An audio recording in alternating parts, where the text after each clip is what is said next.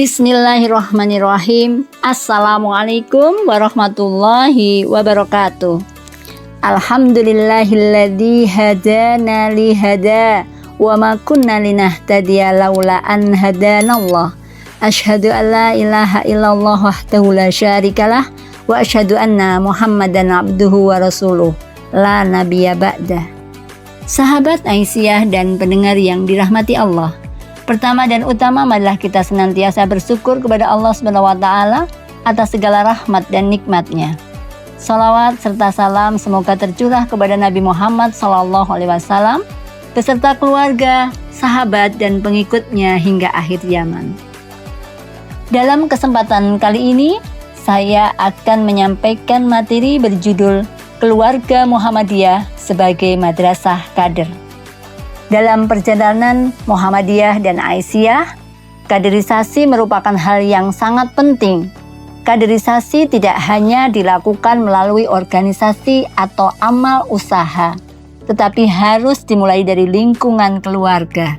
Keluarga adalah tempat pertama seseorang belajar tentang agama, akhlak, dan nilai perjuangan. Oleh karena itu, keluarga Muhammadiyah diharapkan menjadi madrasah kader, yaitu tempat lahirnya generasi penerus dakwah dan amal usaha Muhammadiyah. Mengapa kaderisasi harus dimulai dari rumah? Keluarga merupakan unit terkecil dalam masyarakat dan persyarikatan. Masa depan Muhammadiyah sangat ditentukan oleh bagaimana keluarga menanamkan nilai-nilai Islam dan Muhammadiyah kepada generasi berikutnya.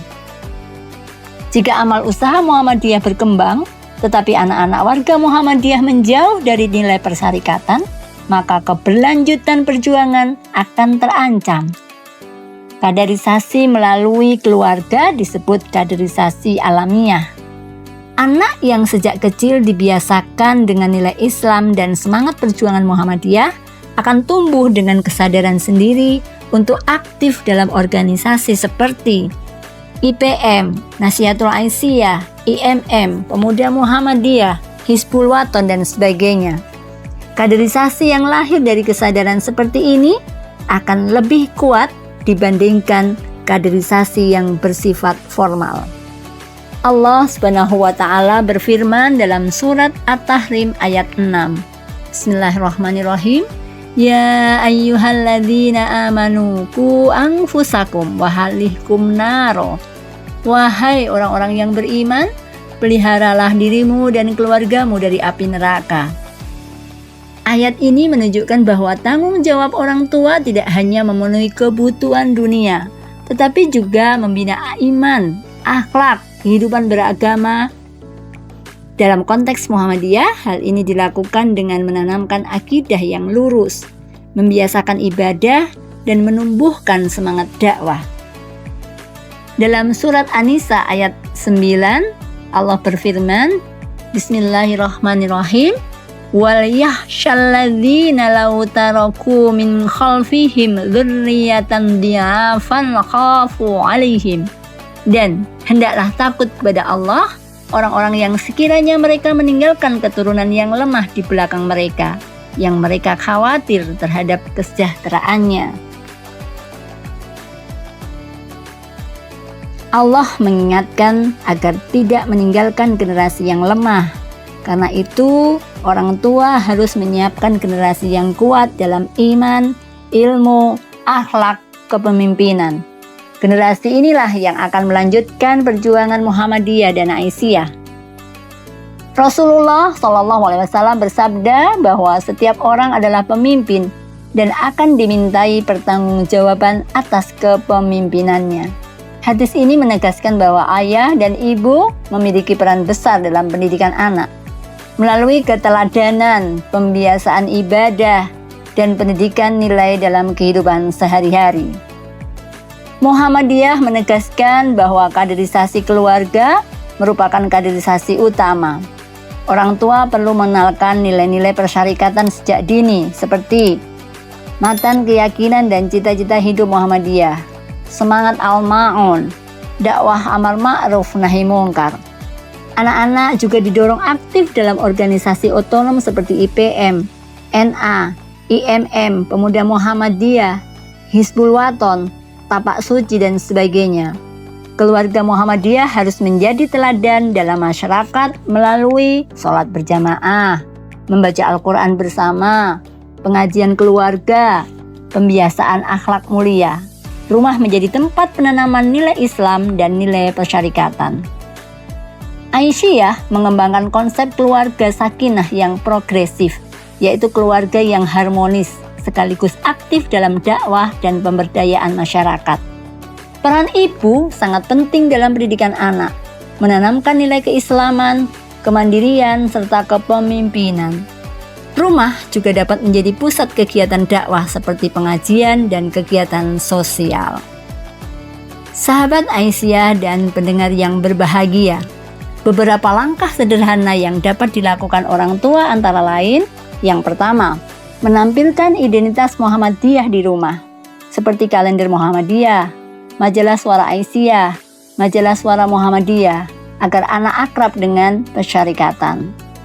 Yang kedua, membiasakan ibadah sesuai himpunan putusan tarjih, seperti tata cara sholat, tata cara doa. Yang ketiga, melibatkan anak dalam kegiatan Muhammadiyah dan Aisyah, seperti pengajian, musyawarah ranting, kegiatan sosial. Yang keempat, menyekolahkan anak di amal usaha Muhammadiyah, sehingga kaderisasi di rumah dan di sekolah dapat seiring sejalan. Beberapa contoh keluarga yang berhasil dalam kaderisasi Muhammadiyah antara lain: yang pertama, keluarga Kiai Haji Ahmad Dahlan dan Nyai Walidah. Mereka tidak hanya mendidik masyarakat, tetapi juga membina putra-putrinya menjadi penggerak Muhammadiyah dan Aisyah. Yang kedua, keluarga Kiai Haji A.R. Fahrudin. Beliau mendidik putra-putrinya dengan keteladanan, kesederhanaan, dan akhlak yang baik, sehingga mereka aktif dalam Muhammadiyah. Yang ketiga, keluarga Amin Rais. Dididik dalam keluarga Muhammadiyah yang disiplin, sehingga melahirkan tokoh-tokoh penting di Muhammadiyah. Yang keempat, keluarga Haidar Nasir dan Siti Nurjannah Juhantini. Keduanya berasal dari keluarga Muhammadiyah dan aktif sejak muda di organisasi hingga menjadi pemimpin nasional Muhammadiyah dan Aisyah. Sahabat Aisyah dan pendengar yang berbahagia, dari berbagai contoh tersebut terdapat beberapa pola keberhasilan. Yang pertama, atmosfer rumah yang hidup dengan dakwah, sering menjadi tempat diskusi dan pertemuan aktivis. Yang kedua, pendidikan di amal usaha Muhammadiyah sehingga lingkungan anak selaras dengan nilai keluarga. Yang ketiga, keterlibatan dalam organisasi otonom seperti IPM, NA, IMN, dan sebagainya.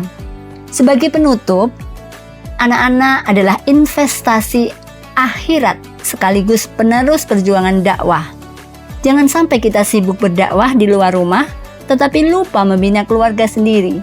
Karena itu, keluarga Muhammadiyah harus menjadi madrasah kader yang melahirkan generasi kuat imannya, luas ilmunya, mulia akhlaknya, dan siap melanjutkan perjuangan Muhammadiyah dan Aisyah. Sekian dari saya, mohon maaf bila ada salah. Nasrun minallah wa fathun qarib wa basyiril mu'minin. Wassalamualaikum warahmatullahi wabarakatuh.